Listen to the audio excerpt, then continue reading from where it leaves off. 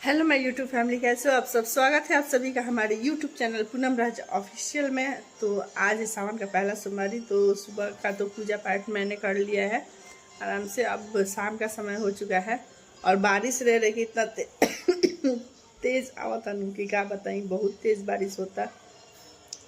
हम अभी बनावत नहीं भिंडी के सब्जी, रोटी बनी। तो देखिए भिंडी की सब्जी मसाला वाला बनावत नहीं, और मम्मी बानी ना, तो मम्मी से अभी बात भइला हमरा, तो कहनी है बहुत जल्दी चले, लेकिन हम कहनी कि ना अभी 2-4 दिन रुक जाई, नानी के लगे थोड़ा सा मन लगी रहो। तो चली बनावल जाओ भिंडी के सब्जी। भी देखी ये हमें भिंडी की सब्जी कितना सुंदर दिखा तनु, देखी पास से दिखा देता नहीं, देखिए कितना सुंदर दिखा था। और यहाँ पे रख बनी आटा सान के, तो चलिए पहले बना ली, फिर लगभग बनिए गई बा, ज़्यादा समय ना लगी अब बनने में। और तो लोग के सावन के पहला सोमवारी कैसन बीतल है कमेंट में ज़रूर बताएं लोग। तो हम मतलब हमारे ख्याल से तो सब कोई के सावन के पहला सोमवारी भगवान करे, महादेव करी कि सबके के सावन के सोमवारी सावन भर का सालों भर नीमन से भी, तो हर एक व्यक्ति के हम हो कि चेहरा लोग का। तो चली वीडियो के लेके चलता नहीं आगे। और ना हम भी ग्रीन कलर के आज कुर्ती पहन ले बनी, है चूड़ी ग्रीन कलर के, अच्छा लगेला नू, बहुत सुंदर लगेला। तो मम्मी जात रही, तो मम्मी के भी हम थोड़ा सा मतलब थोड़ा सा का 1 दर्जन मम्मी के निकाल के दे देनी, क्या कि मम्मी ज़्यादा हमारे चूड़ी पहने नहीं ना, 6 को पहनल बहुत पसंद करे नहीं और अच्छा भी लगेला। तो चली तब देखिए इतना इतना हम पहन ले बनी, पूजा करे जाए के रहा तो जल्दी जल्दी में इतना ही पहन लेनी है। ओकरा बाद नेल पेंट नेल पेंट लगनी है ग्रीन कलर के हरा, और हरा बिंदी अच्छा लगेला। सावन में सब चीज़ हरा हरा पहनना बहुत अच्छा लगेला देखे में। पर ए बार हम हरा कलर के साड़ी ना पहनले रही, पीला पहनले रही, क्या कि पूजा पाठ ज़्यादातर करी नू, तो पीला साड़ी ज़्यादा अच्छा लगेला। और आज हम ब्लॉगिंग करतनी भोजपुरी एकदम अपन तहा का कहल जाला, तड़कता भड़कता भोजपुरी एकदम लेके बिहार के एकदम शान भाषा एकदम टॉप होला नु। कमेंट में बताएं लोग, ठीक बा। और वीडियो अच्छी लगी तो लाइक जरूर करें लोग, आज सब्सक्राइब करे ले। है देखिए मच्छर के काटा तारन, इनकरा हमरे खून से ज़्यादा लगाव बा। पूजा करे के बाद सबसे पूछ रही पीला सिंदूर करे में अच्छा लगेला नु, बहुत सुंदर लगेला। पीला कलर के अगर सिंदूर करी तो चेहरा के एगो अलगे खिल के निखार आ जाला, बहुत अच्छा लगेला। और महादेव करी कि सब कोई के सिंदूर एंग बनल रहो हर एक इंसान के। और है देखिए हमारे घर के वॉलपेपर के उधर गई बा, तो अभी राय देता नहीं करके छठ लेना हो कि तो मंगा के ऑनलाइन मंगावे के पड़ी, काहे कि अभी तो इन्हें मार्केट में मिली ना, तो ऑनलाइन मंगा के चिपका पूरा छोड़ दिल बा। बारिश की वजह से पूरा बोले लगनू कि सीम हो जाला दीवार, तो वही के वजह से पूरा वॉलपेपर छोड़ दिले बा। और हेपर के तो पूरा खराबे हो चुकल बा। देखिए पूरा वो दिन हम उधार के फेंक दी, देख के उधर तटे। तो चली हाँ ये देख ली हमारे पास सेना राम के तनी इनकर तो निकल एकदम जरूरी बा। चली वीडियो के लेके चलता नहीं आगे। और रोड़ा लोग सब्सक्राइब लाइक ना कर लोग, काहे फैमिली बताए हम लोग हमरा से कोनो गलती हुई बा कि कोनो हमरा से गलती हुई बा से गलती हुई बा कि लोग काहे ना हमारा वीडियो सब्सक्राइब करनी लोग, चाहे लाइक करनी लोग, कमेंट में बताएं लोग क्या हम वीडियो अच्छा ना बनावनी, हम सीख जाए बनावल। अभी नया नया बाटे तो ऐसे तनी दिक्कत होता, हर एक इंसान के होला उ हर काम में। अगर वो खाना बनावे तो पहली बार तो खाना खराब होला, अच्छा ना बनेला। कोई काम करे जा तो वो अच्छा ना होला, साइकिल सीखे जाई तो 10 बार और धप धप गिरम नू। तो अब एक बार में हम ब्लॉगिंग कल के सीख जाई, बताई धीरे धीरे सीखेम, लेकिन रोड़ा लोग के सपोर्ट रही तब, काहे कि एगो साइकिलो चलावे में केहू के सपोर्ट रहेला तबे वो अच्छा से साइकिल चला सके इंसान। तो ऐसे कहता नहीं प्लीज़ अपन सपोर्ट लोग बनाए रखी लो। और हम कोशिश करें अपना से जहाँ तक कोशिश करें कि अच्छा अच्छा वीडियो कंटेंट ले के सभी से हम दिखाई। तो चलिए अब बात के आगे ज़्यादा ना थी करें, चलता नहीं अभी खाना बनावे, फटाफट बना ली काहे कि टाइम 7:30 बज चुकल बा। सब्जी बन के हो गई बा तैयार, खाली रोटी बनाए के बा। चलिए फटाफट रोटी बना ली, पहले वीडियो के लेके चलते नहीं आगे। चना के घुगनी बनाओ तनी, और काहे कि शाम हो चुकल बा।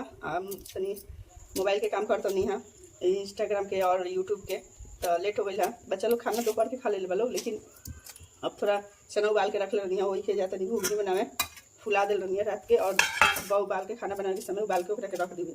अब जाता नहीं ओकरा के थोड़ा सा प्याज और मिर्चा डाल के घुगनी बना दें, तो बच्चा सब खा ली लोग शाम के समय। तो शाम तो हो ही चुकल बटे, तो रौरा लोग शाम के समय क्या खानी लोग कमेंट में जरूर बताएं लोग। तो ये कुली बना के बच्चा सबके दे देनी, और में ज़्यादा बिल्कुल भी तेल भी ना लगे, थोड़ा सा मतलब उबाल दी तो थोड़ा सा एकदम बिल्कुल ना मात्रा के तेल लगेला बिल्कुल, बहुत टेस्टी भी लगेला, बच्चा खा भी लेला लोग बहुत प्रेम से। तो चलिए बनाओ जाओ फटाफट। रौरा लोग अगर ये रेसिपी चाहिए तो कमेंट में जरूर बताएं लोग, हम एक फुल रेसिपी अपलोड कर दें। यहाँ हमारे कढ़ाई हो चुकल बा गर्म, तेल डाल देनी, और मिर्च के में कहीं का करेंगे 2 फाड़ा करके, हमने के बोला जाए बस पूरी में एंगा 2 फाड़ा करके एंगा डाल देने। और यहाँ पे अगर बड़ी संजना क्या बना रही है, घुगनी बनाते हैं, तो दूसरे के बना के दे दी खा ले। बाबू बैठल बड़ा द्वारा तेल बता बहुत तेज, हम अभी रील्स वगैरह बनावत रही हैं, वैसे ही काम लेके बतेने बनी भी खोल देवे। प्याज दे दी पैसा 1 से 1.5 गो प्याज बस पड़ेगा, ज़्यादा ना डाला प्याज। और वो लोग विश्वास ना कर लो, अभी अब सुबह के नाश्ता करते अभी तक खाना भी नहीं खाए, ब्लॉग के चक्कर में काम भी डालना, ब्लॉगिंग भी डालना, ऐसा नहीं कि खाली ब्लॉगिंग के चक्कर में रहती काम भी डालना। चूड़ी बहुत तेज झाँका करके अच्छा भी लगेगा टाइम में। हम उबाल के रख ले अच्छे से, और उपला चना डोला चाहिए तो हिंग मतलब प्याज मिर्चा काट के डाल के खा सकता नहीं, होना बहुत अच्छा लगेगा।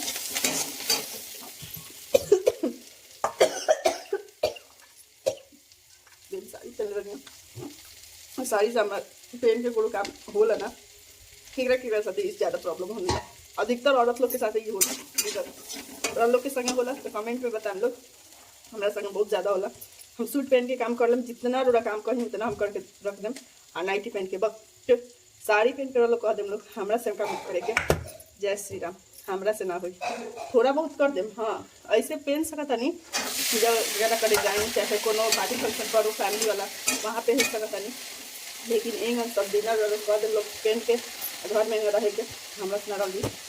धन्य हो हमारे सास ससुर कि ये चीज़ खातिर ज़्यादा हमने के पर प्रेशर ना रहला, ना साड़ी पहने के बाद पहने के बाद न तो और हमने के जियल दोसर के तो नहीं बता सकता, पर हमारे जियल जरूर मुश्किल हो जाती पूरा। ऐसे तो ढल जाती बहुत लोग, भाई हर सिचुएशन में लोग ढलेला, हम ढल जाती, पर ना हो पाई हमरा से। रियल बता दूँ तो हम शुरू से ही आई बनी, जब से हमारे खुद पापा जी यानी ससुर जी हमारे कहने कि ना सूट पहन के रहल कर। अच्छा ही बात बा, जितना साड़ी में देखना ढकल रहेला उनमें सूट में पूरा शरीर एकदम ढकल रहेला और अच्छा भी लगेला। देखा जैसे चॉइस हमरा तो ज़्यादातर सूटे पसंद पड़ेला, साड़ी भी अच्छा लगेला। अगर पूजा उजा हो के शादी ब्याह होगा तो सूट वो जगह पर अच्छा ना लगेला, साड़ी ज़्यादा बेस्ट रहेला। पर एंगन नहीं पहन सकत, हम कंफर्टेबल कपड़ा चाहिए। तो हमारा लगा बहुत ज़्यादा अधिकतर औरत लोग के संगे ये दिक्कत होत हुई कि सूट और साड़ी के लेके, और बहुत लोग के तो घर में ऐसा भी लगी कि मतलब बिल्कुल थोड़ा सा भी अलाउ ही ना रहला कि ना साड़ी ही पहनने के बाद पहनने के बाद वैसे कुछ ऐसा नहीं ना होला।